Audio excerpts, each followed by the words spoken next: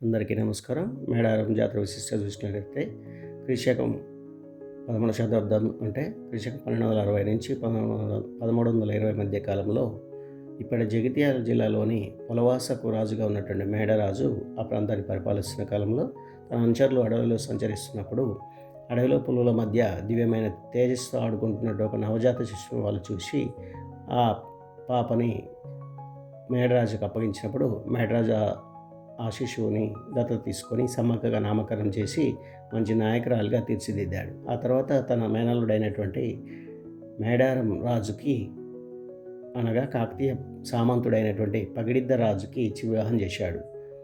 సమ్మక్క పగిడిద్ద రాజు దంపతులకు సారాలమ్మ, నాగులమ్మ, జంపన్న అనే ముగ్గురు సంతానం కలిగారు.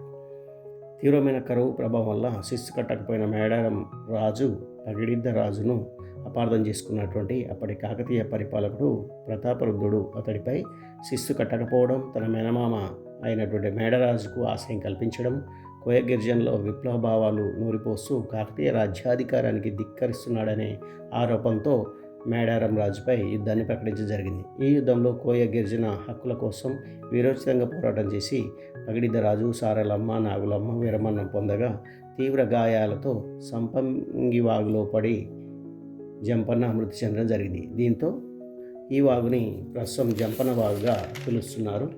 అయితే ఈ విషయం తెలుసుకున్నటువంటి సారక్క కాకతీయ సైన్యంతో వీరోచితంగా పోరాడి ఒక సైనికుడి వెన్నుపోటు కారణంగా బల్లెం గాయంతో సమ్మక్క చిలకల గుట్టపైకి వెళ్ళి అదృశ్యమైపోవడం జరిగింది.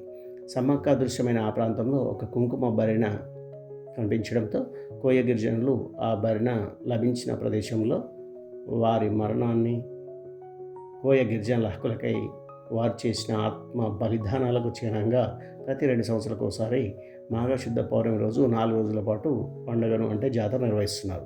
ఇదే మేడారం జాతరగా కోయ గిరిజన వన జాతరగా ప్రసిద్ధి చెంది దినదిన ప్రవర్ధమానంగా ఆసియాలోనే అతిపెద్ద గిరిజన జాతరగా ప్రసిద్ధి చెందింది. ఈ విషయాన్ని ఆలస్యంగా తెలుసుకున్నటువంటి కాకతీయ రాజు ప్రతాపరుద్రుడు శిస్తును రద్దు చేయడమే కాకుండా సమ్మక్క పోరాట స్ఫూర్తిని, ఆమె అద్భుత శక్తులను గమనించి ఆమెకు భక్తుడిగా మారి జాతరకు సహకారాన్ని అందించడం జరిగింది. ఆ తర్వాత 1946లో సమ్మక్క సారక్క జాతర సుబేదార్ అమీర్ అలీ ఖాన్ పర్యవేక్షణలో నిర్వహించడమే కాకుండా సుదూర ప్రాంతాల నుండి వస్తున్న గిరిజనులకు కావాల్సిన అన్ని ఏర్పాట్లను, సౌకర్యాలని సహకారం అందించడంతో మేడారం జాతర మహావన జాతరగా ప్రసిద్ధి చెందింది.